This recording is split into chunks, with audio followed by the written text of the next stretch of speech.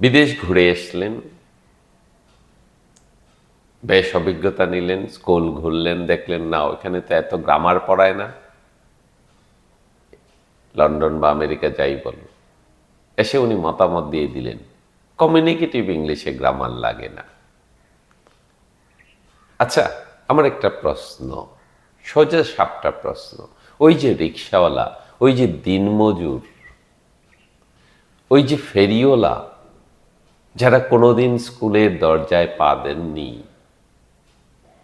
তারা কি গ্রামার ব্যবহার করেন না, ব্যাকরণ ব্যবহার করেন না? তারা কি বলেন আমি আগামীকাল গিয়েছিলাম? হ্যাঁ, তারা হয়তো আঞ্চলিক ভাষা ব্যবহার করেন, তো গ্রামার ঠিকই ব্যবহার করেন। হ্যাঁ, লন্ডন আমেরিকার জন্য ইংলিশ মাতৃভাষা, কাজেই তারা ব্যবহারিকভাবে গ্রামার শিখে যায়। কিন্তু আমার আপনার জন্য ওই কথা শুনলে হবে না। ওই ভ্রান্ত ধারণা থেকে বের হয়ে যান। ল্যাঙ্গুয়েজ শিখতে হলে গ্রামার লাগবেই, কারণ আমার মনের ভাব প্রকাশ করব, সেই জন্যই তো ভাষা। তা মনের ভাব প্রকাশ করতে গেলে ভাষার আইনগুলা জানতে হবে।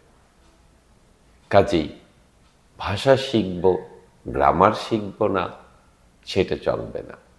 আরেকটা জিনিস, আমরা যেভাবে গ্রামারকে ভয় পাই এবং যেভাবে গ্রামার নিয়ে মাতামাতি করি, ওইটাও ঠিক না। গ্রামারের ব্যবসা করা বন্ধ করেন। প্রতি বছর একটা করে আমরা গ্রামার বই চেঞ্জ করি। আচ্ছা বলেন তো, গ্রামার বই চেঞ্জ করার কি আছে? 5 থেকে 10 একটা গ্রামার ভালো করে পড়ান।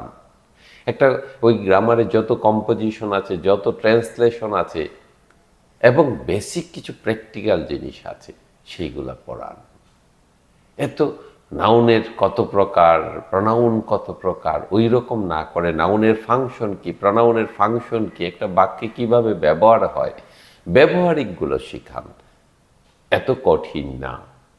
কাজেই ব্যবহারিক গ্রামার পড়ব, আর কিছু বেসিক জিনিস যেগুলো আছে, প্রিপোজিশন, ভোকাবুলারি, এগুলো আমরা একটু নিত্য চর্চা করব। আমি তো মনে করি ইংরেজি বাংলার চেয়ে সহজ এবং যথেষ্ট সহজ।